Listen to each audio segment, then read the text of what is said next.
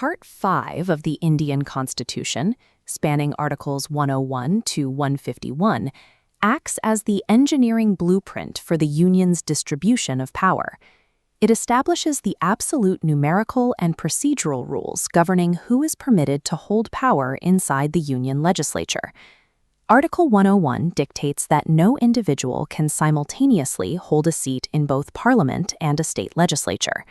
If a person is elected to both, that parliamentary seat automatically becomes vacant after a specified period, unless they resign their state seat first.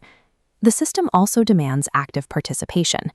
If a member is absent from all meetings for 60 continuous days without permission, the House can declare their seat vacant. This calculation strictly excludes any period where the House is prorogued or adjourned for more than 4 consecutive days. Resignations are subject to strict verification.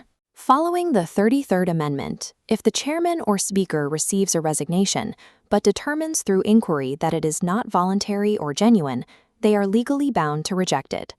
Article 102 outlines 5 specific vectors that instantly disqualify a member: holding an unqualified office of profit, being of unsound mind, being an uncharged insolvent, acquiring foreign citizenship or allegiance, and any other disqualification established by parliamentary law. The 52nd Amendment added the 10th Schedule, creating a structural safeguard against political defection. Crossing party lines under specific conditions acts as the ultimate disqualifier, immediately removing the member from the board. When a dispute arises over these disqualifications under Article 103, the question goes to the President. However, the President does not act alone. Under the framework established in the 44th Amendment, the President must obtain and act strictly according to the opinion of the Election Commission. To enforce these boundaries, Article 104 imposes a precise financial penalty. If an individual sits or votes in Parliament knowing they are disqualified or haven't taken the required oath, they owe the Union 500 rupees for every single day they participate. Through these exact mathematical and procedural mechanisms, the Constitution actively purges compromised individuals. This ensures the legislative engine operates only with legitimately qualified representatives, protecting the sovereign integrity of the state. Inside the legislative chambers, the rules change. Article 105 establishes the concept of parliamentary privilege, creating a shielded environment for active lawmakers. Subject only to the Constitution and the internal rules of the House, members are granted absolute freedom of speech during parliamentary proceedings. This protection extends directly to legal liability. No member of Parliament can be subjected to any proceedings in any court for anything they say or any vote they cast on the floor of the House or within its committees. Article 106 then delegates the mechanical upkeep of these members to Parliament itself, granting the legislature the authority to determine its own salaries and allowances by law. To function effectively as the supreme lawmaking body, the legislature requires this exact setup. It is designed as a highly protected sandbox, completely insulated from judicial harassment or civil liability, allowing for unhindered debate and legislation. Passing a standard law requires precise synchronization between both houses.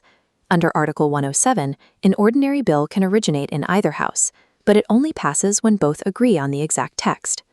If the Lok Sabha dissolves, any bill pending there, or passed by them and pending in the Rajya Sabha, immediately lapses.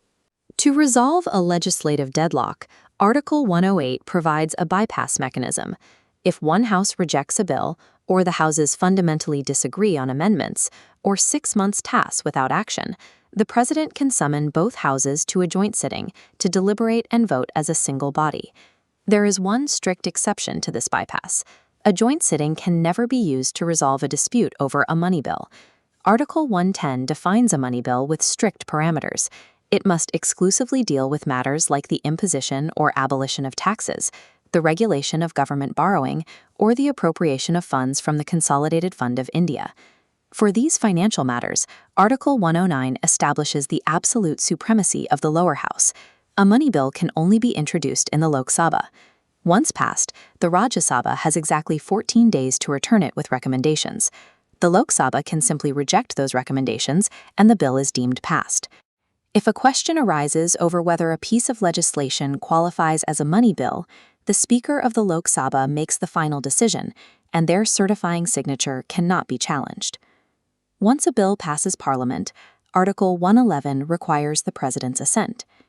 The President can return an ordinary bill for reconsideration, but if Parliament passes it a second time, with or without the suggested amendments, the President is legally obligated to sign it.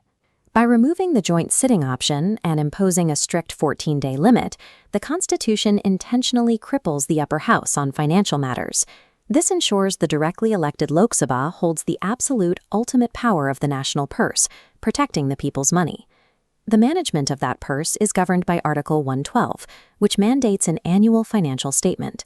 This chart visualizes how the national budget is split into two strict categories: votable grants, which Parliament must approve, and charged expenditures. These charged expenditures are permanently locked into the Consolidated Fund. They include the salaries of the President, the Chairman of the Rajya Sabha, and the pensions of Supreme Court judges. These items are entirely removed from the parliamentary voting process. For everything else, Article 114 lays down an absolute mandate. Not a single rupee can be withdrawn from the Consolidated Fund of India without a formal Appropriation Act passed by Parliament. The Constitution also establishes a strict mutual shield to prevent branches of government from paralyzing each other, defined in Articles 121 and 122. Parliament is forbidden from discussing the conduct of any Supreme Court or High Court judge in the discharge of their duties, unless debating a formal removal motion. In return, the courts are barred from questioning the validity of any parliamentary proceedings on the grounds of alleged procedural irregularities. When Parliament is not in session and immediate action is required, Article 123 provides an emergency bypass valve. The President can promulgate an ordinance. These ordinances carry the exact same legal force as an Act of Parliament. However, they are subject to a strict expiration timer. An ordinance automatically ceases to operate 6 weeks after Parliament reassembles, unless Parliament passes resolutions to disapprove it sooner. The system locks down the Treasury under strict legislative control, building in a temporary executive override to prevent state paralysis during any sudden crisis. Chapter 4 establishes the Supreme Court of India. It sits at the top of the hierarchy, acting as the Republic's ultimate systemic arbiter. Article 124 outlines exact qualifications for its judges. An appointee must be a citizen of India and have spent at least 5 years as a High Court judge, 10 years as a High Court advocate, or be a distinguished jurist in the opinion of the President. Once appointed, removing a judge for proved misbehavior or incapacity requires clearing intense mathematical thresholds. The removal order requires an address supported by a majority of the total membership of each House and a majority of not less than 2/3 of the members present and voting.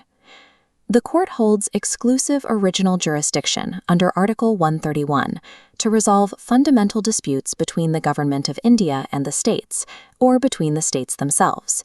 Its appellate jurisdiction spans civil and criminal matters. Under Article 134, a criminal case automatically warrants an appeal to the Supreme Court if a High Court reverses an acquittal and sentences an accused person to death. Beyond standard appeals, the Court possesses extraordinary discretionary tools.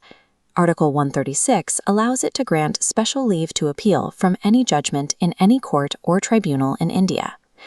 Further, Article 142 grants the Court the sweeping power to pass any decree necessary for doing complete justice in any pending matter. The Court is armed with effectively boundless error correction capabilities. This immense judicial authority is balanced only by the near impossible mathematical threshold required by the legislature to remove its judges. The Court also acts as a legal advisor to the executive. Article 143 permits the President to consult the Supreme Court on questions of law or fact that hold significant public importance. When the Court hears such a reference, or any case requiring a substantial interpretation of the Constitution, Article 145 dictates a strict minimum quorum. The bench must consist of at least 5 judges. The final independent check on the entire union system is found in Article 148, which establishes the Comptroller and Auditor-General of India. To ensure absolute independence and financial oversight, the Constitution grants the CAG the exact same removal protections as a Supreme Court judge. They can only be removed in the same manner and on the same mathematical grounds.